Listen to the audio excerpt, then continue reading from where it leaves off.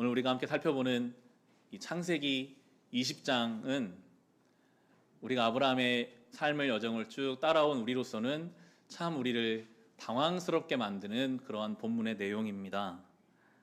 지금 20장의 아브라함 나이가 99세입니다. 많은 인생의 경험이 있었고 그 인생의 경험 가운데 75세부터는 약 25년 동안은 하나님과 함께하는 신앙의 경험도 아브라함에게 참 많았습니다.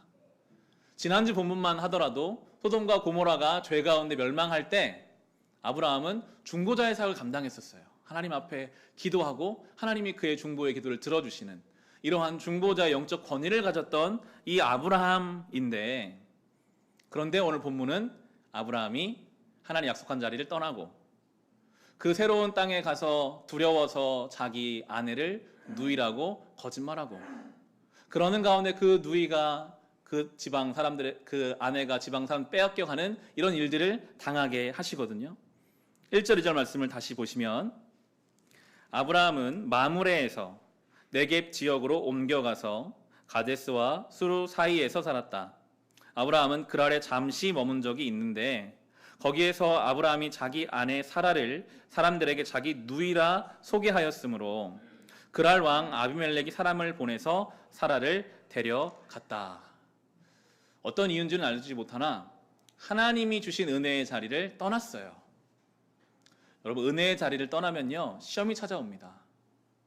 은혜의 자리를 떠났고 그 은혜가 나간 자리에 두려움이 들어왔어요. 내가 새로운 지역에 갔는데 내 아내를 이 지역 사람들이 빼앗아 가다가 나를 죽이면 어떡할까? 거짓말을 했죠. 그냥 우리는 부부 사이가 아니라 당신이 내 누이라고 합시다. 여태껏 나를 인도해 주신 하나님이 나를 지켜줄 거라는 믿음이 아니라요, 거짓말이 나를 지켜줄 거라는 잘못된 믿음을 지금 가지고 있습니다. 결국에 이 그랄이라는 지역의 왕이었던 아비멜렉이 아내를 빼앗아 가죠.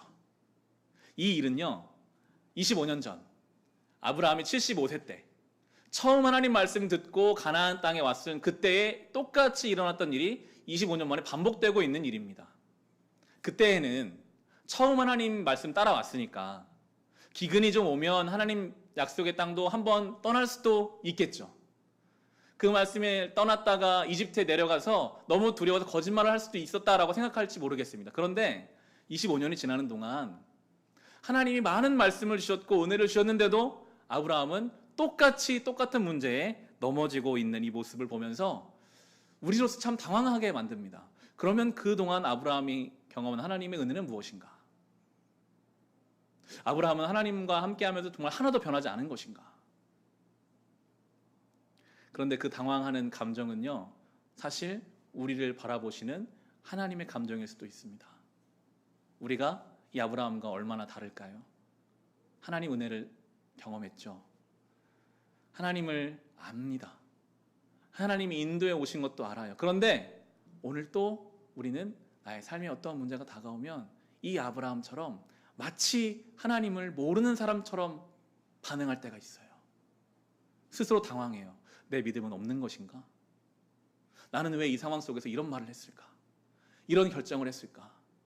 자기 아내를 누이라고 속여서 아내를 빼앗기는 이 말도 안 되는 결정을 내린 것이 여러분 아브라함이었습니다. 믿음의 사람 아브라함. 성경은요 이 아브라함 우리에게 보여주면서 우리도 결코 이 아브라함과 다를 바 없는, 시간이 많이 지난다고 해서 나이가 많아진다고 해서 신앙의 경험이 많다고 해서 우리가 쉽게 변하지 않는 그러한 죄된 존재라고 우리에게 가르쳐주고 계십니다. 처음에 이 20장을 묵상할 때는 아브라함 왜 이랬을까? 분명히 하나님이 이제 1년 뒤에 이삭을 줄 거라고 약속하셨는데도 왜 이랬을까? 이해도 안 되고 아브라함이 어리석게 보였는데 묵상하면 묵상할수록 저의 모습이 그대로 보이더라고요. 과연 나는 하나님 앞에 얼마나 성숙한 존재인가? 나는 똑같은 문제에 넘어지지 않을 자신이 있는가? 성경은 우리가 아브라함과 다를 바 없는 존재이지만 하나님이 그런 우리를 은혜로 붙잡아 주신 것이라고 오늘 가르쳐주고 있어요. 정말 눈물나게 하나님의 놀라운 사랑과 은혜가 이제 더 펼쳐져 가거든요. 하나님이 이 아브라함의 삶에 급하게 개입하셔서 문제를 이제 풀어 가십니다. 3절인데요. 아내는 빼앗겼고 아브라함은 거짓말로 인해서 혼자 남아있을 그때 하나님이 이제 일하십니다. 그런데 그날 밤에 하나님이 꿈에 아비멜렉에게 나타나셔서 말씀하셨다. 내가 이 여자를 데려왔으니 너는 곧 죽는다. 이 여자는 남편이 있는 여자다. 하나님이 아브라함에게 찾아가지 않으셨어요. 너무 급한 상황이었던 것 같아요. 아비멜렉의 꿈에 나타나셨어요. 그리고 바로 강하게 말씀하시죠. 너는 그 여자를 데리고 오면 죽는다. 그 여자는 남편이 있는 여자다. 거기에는 이제 사라를 통해 이삭이 나와야 하고 이삭을 통해 예수 그리스도까지 이어진 하나님의 구원 역사가 있기 때문에 그 아비멜렉으로부터 사라를 지키시려는 하나님의 마음, 수습하지 못할 문제를 막 일으켜 가고 있는 그 자녀의 뒤를 따라다니며 그 문제를 해결해 가시는 부모의 그 심정을 하나님의 이 손길을 통해 느껴볼 수 있습니다. 저희 딸은 소망이가 이제 300일 정도 된 아이가 저희 집에 있는데요. 지난주쯤이었던 것 같아요. 소망이를 제가 이렇게 앞에 앉혀놓고 놀고 있는데 저희 딸은 신기하게 장난감보다는 생활용품을 되게 좋아합니다. 그날도 병뚜껑, 플라스틱으로 된 그 음료수 뚜껑을 가지고 이렇게 놀고 있었는데 분명히 제 품에서 잘 놀고 있었는데 갑자기 이 병뚜껑은 없어지고 아이는 울고 있는 거예요. 보니까 이 아이가 이 병뚜껑을 입에 넣었어요. 목에 넘어가지는 않죠. 크니까요. 그런데 그 작은 입에 이 병뚜껑이 들어가 버리니까 얘도 당황해서 빼지도 못하고 막 울고 저도 너무 놀라가지고 급하게 손을 집어넣어서 그 뚜껑을 뺐습니다. 그 순간에 얼마나 마음이 놀라고 흥분이 되고 긴장이 되던지요. 급하게 이 아이로부터 빨리 이것을 빼주겠다는 생각에 그걸 빼주고 다시는 그렇게 하지 못하도록 꽉 잠궈 놨었는데요. 정상적인 부모라면 그 순간에는 다른 것들을 생각하지 않죠. 오직 이걸 빨리 빼서 이 아이를 안전하게 해줘야겠다는 생각밖에는 제 안에 들지 않더라고요. 그런데 만약 어느 부모가 그 아이가 입에 병뚜껑을 넣고 있는데도 너는 아무리 어려도 예의 없이 어떻게 아빠한테 물어보지도 않고 그걸 입에 넣을 수 있어? 교육적인 측면에서 한 10분 동안 더 넣고 있어라 라고 한다든지 이번 기회에 이 버릇을 단단히 고쳐주기 위해서 네가 한 거니까 네가 알아서 해결해 라고 말한다면 그 부모는 정상적인 부모가 아니겠죠. 그 순간에는요 다른 생각이 하나도 안 들었어요. 오직 이것을 빨리 해결해서 이 아이를 안전하게 해줘야겠다는 생각만이 제 안에 들더라고요. 그런데 저는 그 마음이 지금 하나님 마음이셨던 것 같아요. 이 아브라함이 버려놓은 이 문제, 믿음 없이 거짓말로 믿음의 자리를 떠나고 거짓말로 행한 이 문제를 아브라함을 지금 탓하실 경향이 없어요. 빨리 이 문제를 개입하셔서 해결하셔서 이 아브라함으로부터 이루어진 하나님의 축복을 지키시려는 하나님의 긴급한 개입을 묵상해 볼 수 있습니다. 하나님은요, 하나님의 자녀들의 삶의 그 위급함 가운데 개입하셔서 그 문제를 해결해 주시는 분이십니다. 따지지 않으세요. 너 왜 그렇게 했어? 네가 책임져. 네가 잘못한 것이니까. 아브라함에게 전혀 그런 말씀 하지 않으시고 나중엔 그런 일이 있겠지만 지금은 당장 개입하셔서 그 문제를 해결하시는 하나님의 손길이 오늘 우리에게도 있음을 우리는 믿고 우리의 삶을 살아가야 할 것입니다. 아브라함에게는 큰 은혜죠. 자기가 버려놓은 문제를 하나님 해결해 주시니까요. 그런데 입장을 바꿔보면 아비멜렉의 입장에서는 억울한 문제이지 않습니까? 아브라함이 거짓말했고 자기는 그 거짓말에 속았을 뿐인데 왜 하나님이 나에게 뭐라고 하시는가? 그 변론을 지금 이제 꿈속에서 해요. 4, 5, 6절인데요. 아비멜렉은 아직 그 여인에게 가까이 하지 않았으므로 주님께 이렇게 아뢰었다. 주님께서 의로운 한 민족을 멸하시렵니까? 아브라함이 저에게 이 여인은 자기 누이라고 하지 않았습니까? 또 여인도 아브라함을 오라버니라고 말하지 않았습니까? 저는 깨끗한 마음으로 떳떳하게 이 일을 하였습니다. 하나님이 꿈에 또 그에게 말씀하셨다. 그렇다. 나는 내가 깨끗한 마음으로 이렇게 한 줄을 잘 안다. 그러므로 내가 너를 지켜서 내가 나에게 죄를 짓지 못하도록 한 것이다. 그 여인을 건드리지 못하게 한 이유도 바로 여기에 있다.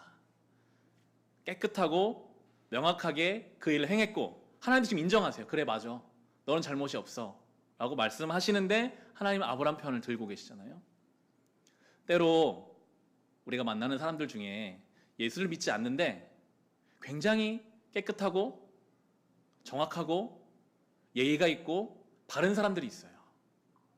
오히려 우리가 알고 있는 예수를 믿지만 고집이 세고 신앙이라는 이름에 자기의 욕심을 집어넣어서 소통이 되지 않는 그런 성도들이 있는가 하면 그들보다 훨씬 더 윤리적이고 인격적인 믿지 않는 사람들을 만날 때가 있어요. 지금 아브라함이 그렇잖아요. 아브라함은 거짓말하고 흔들리고, 아비멜렉은 오히려 합리적인 사람입니다.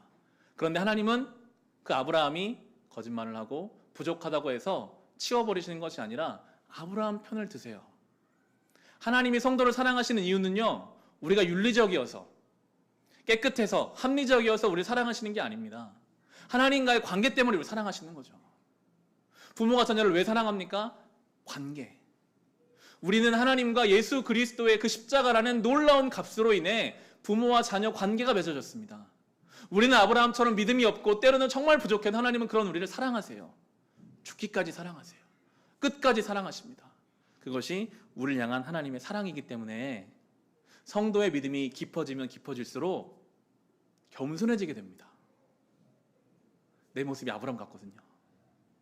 내 나름대로 내가 신앙생활 한 것 같지만 아무것도 달라진 것이 없는데 하나님이 여전히 나를 사랑하신다는 것을 알 때 성도의 믿음은 깊어지고 겸손해집니다. 혹시 아직도 우리의 마음에 내가 하나님께 드린 게 얼마나 많은데, 내가 헌신한 게 얼마나 많은데, 내가 이 교회에서 어떻게 내가 했는데 내가 어떤 사람인데 라고 나를 자꾸만 드러내고자 하는 마음이 있다면 아직 우리의 은혜의 갈 길은 먼 것입니다. 은혜가 깊어지고 신앙이 깊어질수록 나라는 존재가 얼마나 부끄러운 존재인지, 그런 나를 사랑하신 하나님의 은혜는 또 얼마나 큰 것인지를 고백할 수밖에 없거든요. 그래서 우리는 겸손하게 더 낮아지며 주님 앞에 엎드릴 수밖에 없는 것입니다. 하나님은 그런 우리를 향해 노하기를 더디하시고 오늘도 인자하게 우리를 품어주고 계시고, 그리고 하나님은 이제 아브라함 벌려놓은 문제들을 다시 원래대로 돌려보내주십니다. 7절 말씀 보시면 이제 그 여인을 남편에게로 돌려보내어라. 그의 남편은 예언자이므로 너에게 탈이 나지 않게 해달라고 기도할 것이고 너는 살 것이다. 그러나 그 여인을 돌려보내지 않으면 너와 너에게 속한 사람들이 틀림없이 다 죽을 줄 알아라. 하나님이 돌려보내라 라고 하시잖아요. 하나님은요, 우리의 삶의 잘못된 위치들을 하나님의 때에 다시 돌려보내주시는, 회복하시는 분이십니다. 그리고 하나님이 아브라함을 부르실 때 그는 예언자다라는 표현을 쓰세요. 우리 성경에는 예언자, 개역 성경에는 선지자라고도 번역되는 이 히브리어 단어는 나비라는 단어인데 원래 뜻을 들어가 보면 하나님이 부른 사람, 속한 사람이라는 뜻입니다. 좀 더 현대적으로 바꿔보자면 성도가 될 수 있어요. 하나님이 그러시는 거, 아비멜렉에게 저 아브라함은 나에게 속한 사람이야. 내가 부른 사람이야. 그러니까 그의 기도를 통해 내가 이제 뭔가 해결할 건 돌려보내. 지금 아브라함은 뭘 하고 있을까요? 아브라함은 언급되지 않아요. 문제만 일으킨 아브라함은 하나도 언급되지 않는데 아마도 제 생각에 아브라함은 아내를 빼앗기고 그 밤에 자책하고 한탄하고 있었을 거예요. 야, 내가 25년 동안 신앙생활 한다고 했는데 내가 아무것도 변한 것이 없구나. 내가 내 아내를 팔아넘겼구나. 나 살겠다고 하나님의 약속도 내 아내도 다 팔아넘겨버린, 그런데 할 수 있는 게 아무것도 없는 이 보잘것없는 자기를 한탄하고 있는 이 밤에 하나님이 일하고 계세요. 아브라함은 하나님 일하시는 것도 모르죠. 그런데 하나님은 그 아비멜렉 꿈속에 나타나셔서 저 아브라함이 나에게 속한 자다. 저 거짓말하고 아무것도 할지 못하는 저 연약한 인생이 내가 부른 사람이다 라고 말씀하시며 주님의 일을 해가고 계시더라고요. 때로 우리는 이 아브라함이 보낸 이 밤처럼 우리의 능력 없음을 한탄하고 아무것도 하지 못하는 우리 연약함을 깨달을 때가 있습니다. 저는 요즘 이 코로나로 인해서 목사로서 사역적인 한계를 많이 느끼게 됩니다. 성도님들을 만날 수가 없으니까요. 잘 지내시는지, 어떻게 지내시는지 늘 한계를 느끼죠. 손발이 묶여있는 것 같은 이런 때 저만 그럴까요? 이 아브라함의 밤처럼 때로 우리의 삶에는 나의 능력 없음을 철저히 깨닫는 그 밤이 있습니다. 그런데 놀라운 것은 우리가 하나님 생각조차 못하는 그때에 하나님은 우리를 위해 일하고 계세요. 그 문제를 앞서서 해결해 가고 계세요. 그런 우리가 하나님께 속한 존재라고 말씀하세요. 저 성도는 나에 속한 사람이다. 내 자녀다. 그 문제를 해결해 가시는 하나님의 손길이 오늘도 우리 가운데 있습니다. 그 밤은 그렇게 지나갔습니다. 날이 새자 아비멜렉이 불이 나게 신하들을 부르고 아브라함을 불러서 이제 문제를 해결해 갑니다. 8절부터 11절입니다. 다음 날 아침에 아비멜렉은 일찍 일어나서 신하들을 다 불렀다. 그들은 왕에게 일어난 일을 다 듣고서 매우 두려워하였다. 아비멜렉은 아브라함 불러서 호통을 쳤다. 당신은 어찌하여 우리에게 이렇게 하였소? 내가 당신에게 무슨 잘못 저질렀기에 나와 내 나라가 이 크나큰 죄에 빠질 뻔하게 하였느냐 말이오. 당신은 나에게서는 안 될 일을 한 거요. 아비멜렉이 또 아브라함에게 말하였다. 도대체 어째서 이런 일을 저지른단 말이오? 아브라함 대답하였다. 이곳에서는 사람들이 아무도 하나님을 두려워하지 않으니까 나의 아내를 빼앗으려고 할 때에는 사람들이 나를 죽일 것이라고 생각하였습니다. 아침에 불렀어요. 아브라함에게 말했어요. 왜 이런 일을 했습니까? 2번이나 호통을 칩니다. 왜 우리를 범죄하게 합니까? 그때 아브라함의 대답이 크게 2가지인데요. 첫 번째는 이 땅의 사람들이 하나님을 두려워하지 않기 때문에 내 아내를 빼앗아 갈 때 나를 죽일까 봐 그런 생각이 들어서 내가 그렇게 행동했습니다 라고 이야기합니다. 아브라함은 그렇게 혼자 생각했습니다. 이 땅의 사람들은 하나님을 두려워하지 않는다. 성경은 분명히 말하고 있거든요. 8절의 후반부에 보면 매우 두려워하였다. 아브라함의 생각과는 전혀 다르게 이 땅의 사람들은 왕의 꿈에 나타난 그 하나님을 두려워하고 있어요. 자기 생각과 다른 현실이 있는 줄 모르고 그냥 내 생각에 이 땅의 사람들은 하나님을 두려워하지 않을 거야. 그리고 그 생각을 더 확장해 갑니다. 그래서 이 사람들은 내 아내를 빼앗아 갈 거야. 그러면서 나를 죽일 수도 있어. 그러니까 나는 거짓말을 해야 돼. 두려움이라는 것은요, 아주 강력한 힘을 가지고 우리의 삶을 흔듭니다. 어떠한 결정과 어떠한 상황 앞에서 일어나지 않은 일들을 하나, 또 하나, 또 하나 만들어서 그게 사실처럼 마치 믿게 만들어버려요. 아무 일도 일어나지 않았는데 이 땅에 사람들이 하나님을 두려워하지 않을 것이고 내 아내를 빼앗아 갈 것이고 나를 죽일 거야. 나는 거짓말 할 수밖에 없어. 자기 합리화까지 해버리는 이 두려움의 능력 속에 아브라함은 붙잡혀서 좌절하고 포기하고 다른 방법을 모색하다가 완전히 잘못된 길로 지금 나가버렸죠. 아내와의 관계가 깨어졌어요. 하나님 약속을 다 잃어버린 사람이 되어버렸습니다. 아직 일어나지 않은 일에 대한 두려움, 내가 가진 것을 다 빼앗길 것 같은 것에 대한 병적인 두려움은 하나님 말씀에 대해서는 둔감하게 만들어버리고 우리의 은혜가 메마르게 하며 영혼을 황폐하게 만들어버립니다. 이것이 두려움이거든요. 대표적인 인물이, 이 아브라함처럼 대표적인 인물이 사무엘 상하에 나오는 사울 왕입니다. 이스라엘의 첫 번째 왕 사울 왕. 이스라엘의 첫 번째 왕, 하나님이 기름 부어 세운 영광스러운 자리였거든요. 사울 왕이 하나님이 세우시고 나서는 초반에는 아주 하나님과 동행하며 잘 지냈습니다. 그런데 다윗이라는 인물이 등장했어요. 골리앗을 죽이고 다윗이 장수가 이제 싸우는 전쟁마다 이겨요. 어느 순간 백성들이 노래를 부르는데 사울은 천천히요, 다윗은 만만이다. 10배를 칭송했죠. 그 이야기를 듣는 순간부터 사울의 마음에 두려움이 자라기 시작합니다. 일어나지 않은 일에 대한 두려움. 저 다윗이 나보다 뛰어나서 내 왕 자리를 빼앗으면 어떠나, 내 아들에게 물려줘야 할 이 왕의 자리가 저 다윗에게 가면 어쩌나 라는 일어나지 않은 일에 대한 두려움이 사울의 인생을 완전히 병들게 만들어버려요. 사울에게 왕위를 주신 분은 하나님이시거든요. 하나님이 직접 세운 왕이에요. 절대로 어떤 사람도 그것을 빼앗을 수 없어요. 그런데 두려움은 얼마나 교묘한지요. 하나님이 나에게 주신 그 왕위의 힘보다 저 다윗이라는 인물이 더 힘이 강해서 빼앗아 갈 것처럼 믿게 만들어버려요. 그때부터 사울은 다윗을 죽이고자 하는 인생이 목적이 되어버렸어요. 병든 인생, 잘못된 인생으로 걸어가죠. 이것이 바로 두려움이 갖는 힘입니다. 실체가 불분명한 두려움은 성도의 삶을 망가뜨립니다.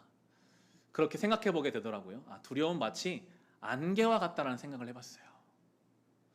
실체가 불분명한데 그 두려움 속에 들어가면 우리가 여태껏 어떻게 살아왔는지를 잘 못 보게 돼요. 어디를 향해 가고 있는지도 잊어버려요. 그냥 그 두려움 속에서 허우적거리게 만들어버립니다. 지금까지 날 인도하신 하나님의 은혜를 아브라함처럼 한순간에 잃어버려요. 어디로 갈지를 몰라요. 허우적거립니다. 그런데 여러분, 안개가 실체가 있습니까? 하나님의 빛이 비추면요, 사실 아무것도 아니거든요. 정말 아무것도 아닌 것이 두려움입니다. 그런데 그 안에 들어가 있으면 허우적거리게 되고 비정상적인 판단을 하게 되죠. 혹 우리가 이 두려움의 안개 속에 갇혀 있는 것 같다면 주의 빛을 간구해야 합니다. 주님, 빛을 비추사 이 두려움으로부터 우리가 온전히 볼 수 있게 해달라고 믿음의 시선을 회복하게 해주시기를 우리가 간구해야 하겠습니다. 아브라함은 그러지 못했습니다. 두려움에 사무쳐서 자기 아내를 팔고 하나님의 은혜를 잊어버렸죠. 그러자 이 믿음 없는 두려움에 빠진 아브라함을 향해서 하나님을 모르는 사람들이 질책하고 그들에게 호통을 치고 있거든요. 아비멜렉이 계속 아브라함에게 2번이나 말하고 있잖아요. 어찌하여 그렇게 하였소? 왜 그런 일을 벌였소? 라고 말하는데 그 말은 사실은 하나님이 하시는 말씀이거든요. 아브라함아, 네가 왜 그렇게 하냐? 내가 지금까지 널 인도해주지 않았냐?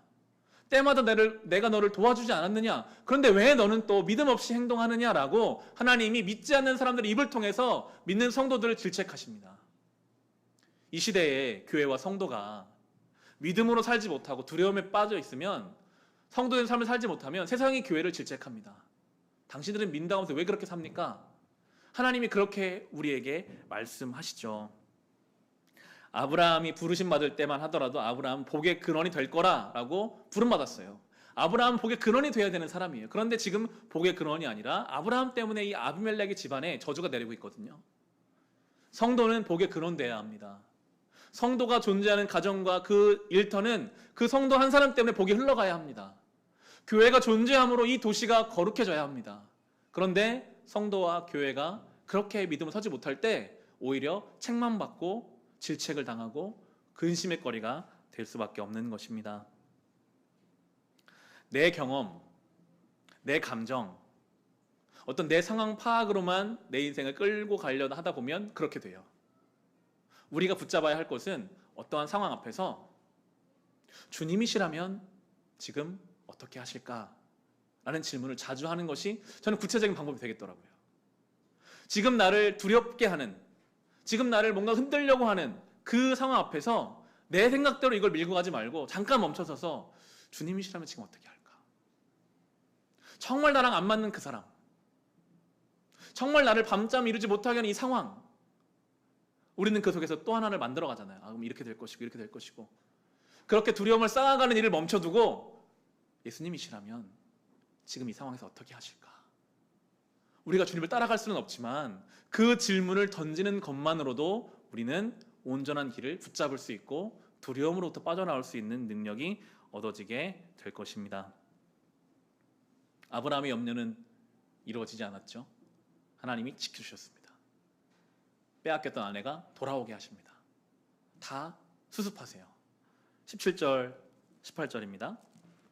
아브라함이 하나님께 기도하니 하나님이 아비멜렉과 그의 아내와 그 여종들이 다시 아이를 가질 수 있도록 태를 열어주셨다.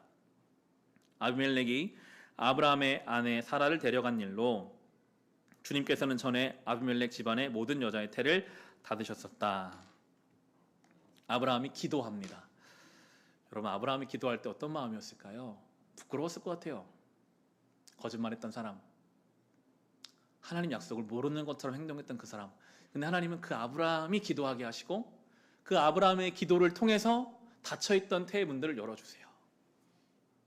성도는 믿지 않는 세상을 위해서 기도하는 중보자의 사명을 받았습니다. 설령 우리가 아브라함처럼 정말 나의 신앙조차 지키는 것이 부끄러운 연약한 신앙인이라 할지라도 그럼에도 우리가 성도이기에 우리는 저 세상을 위해 기도해야 합니다. 우리의 기도를 주님은 들으시고 닫힌 것들을 열어주실 것입니다. 이것이 우리의 사명이죠. 주님은 그렇게 일하고 계십니다. 오늘 아브라함의 모습을 20장을 통해 묵상하면서 한편으로는 위로가 되더라고요. 아브라함도 이랬다면. 때로 우리가 우리의 신앙에 대해서 실망할 때가 있잖아요. 야, 내가 이렇게 신앙생활 오래 했는데 내 믿음이 어디에 있나? 분명히 하나님이 나를 도와주셨는데 나는 왜 또 이 문제에 넘어질까? 똑같은 문제, 똑같은 죄를 반복하는 우리 안에서 나의 회개는 다 거짓이었나 하는 생각들을 합니다. 성경은 말해요. 아브라함도 그러했다. 우리가 그런 건 어쩌면 당연한 것이다. 자연스러운 것이다. 앞으로 똑같은 죄를 짓는 것을 준비하라는 얘기가 아니죠. 지난 우리의 허물을 우리가 그럴 수밖에 없는 연약한 존재임을 인정하고, 그럼에도 하나님이 그런 우리를 버리지 않으시고 넌 이제 안 되겠다 끝내지 않으시고 그런 우리를 붙잡으셔서 이끌어 가시는 그 하나님, 그것이 나의 하나님이시라는 것이 우리 감사의 제목이 되어야 할 것입니다. 우리는 오늘 설교의 제목처럼 두려움과 믿음 사이에 삽니다.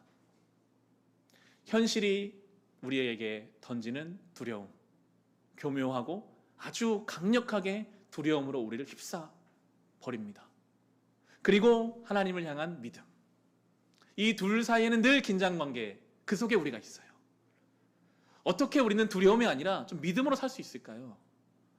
지난날 우리가 두려움을 흔들렸다면 어떻게 다시 주신 이 한 주를 좀 믿음으로 담대하게 살아갈 수 있을까요?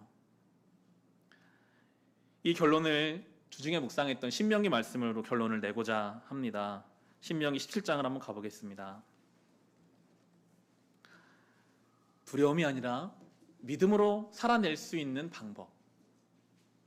저는 이 신명기 말씀을 통해서 그걸 좀 찾아보고자 하는데요.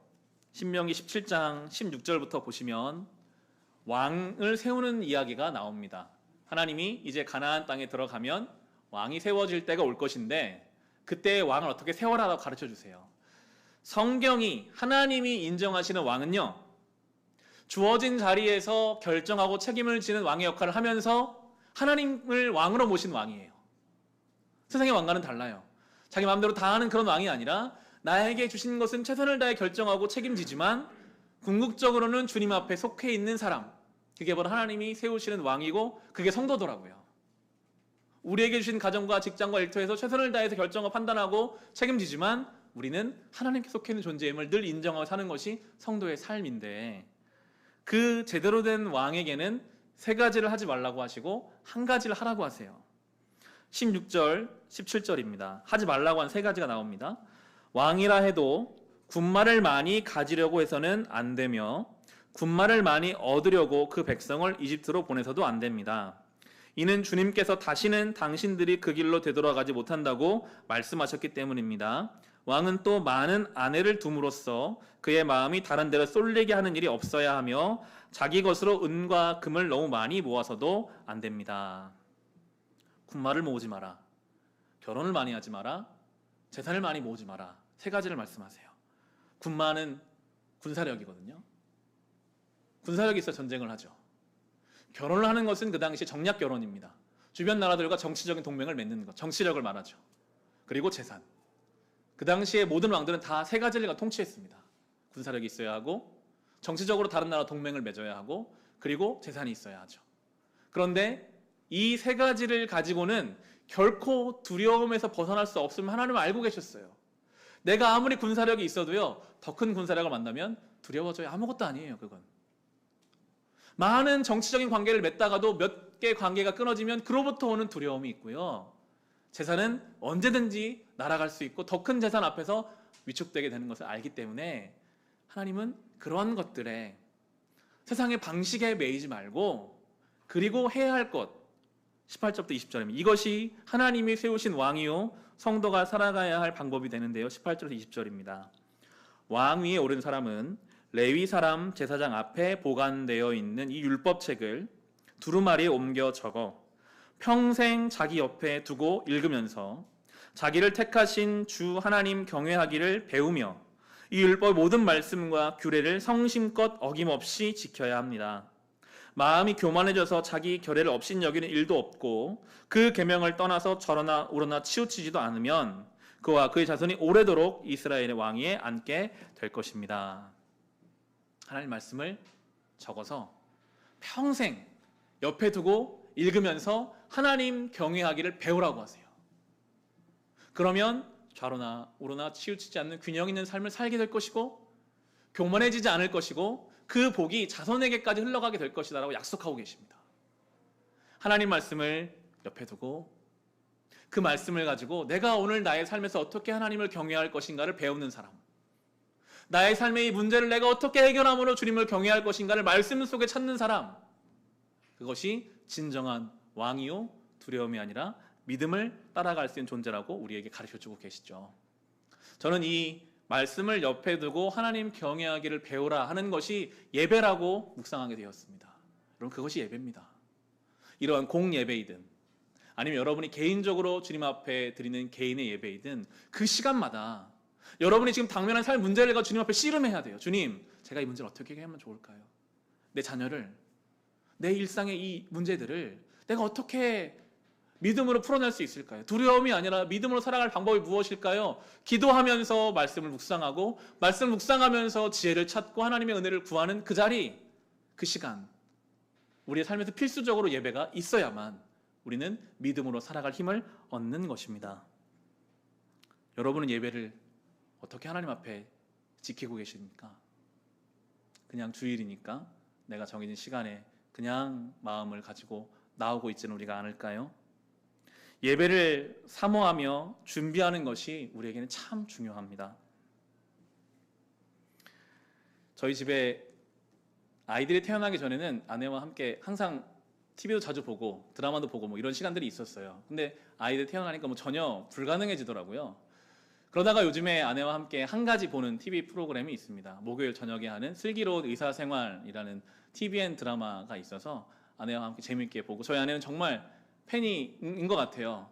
수요일 한 화요일 정도 되면 이제 이틀 뒤면 드라마 하는 날이야 라고 저에게 가르쳐 줍니다. 저도 알고 있는데 말해주고, 수요일만 돼도 내일이면 이제 슬 의생이 하는 날이다 라고 이야기를 하고, 목요일이 되면 그때부터 그날은 아이들 낮잠을 최대한 안 재웁니다. 열심히 아이들을 기계하고 운동시켜서 피곤하게 만든 다음에 그럼 7시쯤 밥을 먹으면서 아이들이 바로 잠에 들거든요. 그럼 아이들을 다 재우고 나서 저희 아내가 저에게 말하죠. 가서 과자를 사와라. 그럼 경건한 마음으로 TV를 틀고 과자를 먹으면서 이제 드라마를 재밌게 보는 거거든요. 일주일에 1시간 반 정도 되는 그 시간, 아이들을 재우고 모든 준비를 갖추고 드라마를 재밌게 보면서 대화를 나누면 좋은 시간이 되죠. 그러면서 그런 생각을 합니다. 과연 이 1시간 반의 나의 즐거움을 위해서 많은 것을 준비하는 이러한 만큼 나와 우리 성도들은 하나님을 향한 예배는 어떻게 준비하고 있을까? 여러분, 준비할 수 있거든요. 하나님께 예배를 온전히 드리기 위해서 우리가 많은 것들을 미리 준비할 수 있습니다. 절제할 수 있어요. 정말 내 마음을 100% 주님께 드리기 위해서 우리가 머리를 쓰고 마음을 쓰면 분명하게 많은 것들을 준비할 수 있습니다. 혹시 영상으로 예배드리는 분이 계시다면 영상으로라도 주님께 온전히 예배드리기 위해서 많은 것들을 미리 준비할 수 있죠. 그렇게 마음을 쏟아서 하나님, 내가 주님 앞에 엎드리지 않으면 내가 살 수가 없습니다. 저 두려움을 내가 이길 방법이 없습니다. 그런 마음으로 예배의 자리로 우리가 무릎으로, 마음의 무릎을 꿇어 주님 앞에 엎드리는 그 시간이 우리를 살게 합니다. 그게 있어야 우리가 두려움이나 믿음을 살 수가 있는 거예요. 성경은 계속 말하거든요. 말씀 붙잡고 살아라. 그 말씀의 내용이 뭘까요? 성경이 굉장히 두껍잖아요. 정말 우리가 붙잡아야 할 그 말씀의 내용, 그건 예수님이거든요. 예수님을 성경이 표현할 때 말씀이 육신이 되어 우리 가운데 사신 분, 요한복음 그렇게 설명하고 있어요. 예수님의 삶이 그냥 말씀이에요. 말씀을 산다는 것이 무엇인가를 예수님 보여주셨어요. 예수님은요, 가장 높으신 자리에 계셨지만 낮아지셨어요. 그게 예수님입니다. 예수님은요, 섬기셨어요. 인자가 온 것은 섬김을 받으려 함이 아니라 섬기려 왔다. 스스로 말씀하셨죠. 예수님은 순종하셨어요. 십자가를 향해 가셨어요. 우리가 제일 힘들어하는 3가지거든요. 우리 중에 낮아지고 싶은 사람이 있습니까? 다 높아지고 싶죠. 다 높아지고 싶습니다. 섬기고자 하는 사람이 있습니까? 섬김 받고 싶죠. 순종하고 싶은 사람보다는 내 뜻을 관철시키고 싶어 합니다. 그런데 성경은 말합니다.